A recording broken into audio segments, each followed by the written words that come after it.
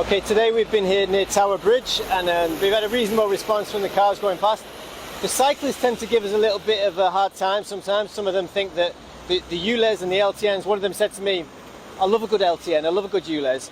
And I think what he means by that is that it's going to give him clean air so he can whiz around on his bicycle. But I don't think he's really thought that through, because I don't think that the people at the top are really interested in whether he has a nice cycle ride to London or not, through London. I don't think that's what concerns them.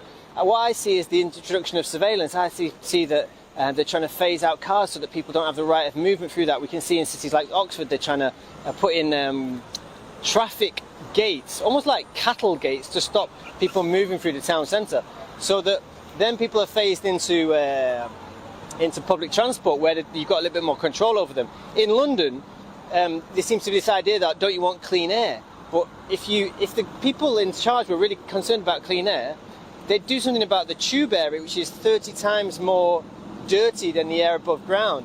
Sadiq Khan, the Mayor of London, makes up lies about 4,000 people dying from dirty air in London from pollution.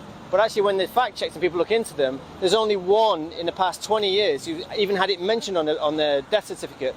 So we've got to have concerns, we've got to ask questions. I think everybody who's listening to this can be able to think of at least one example where the politicians, which show them that politicians don't have our best interests at heart. And I think that's what you've got to have in mind.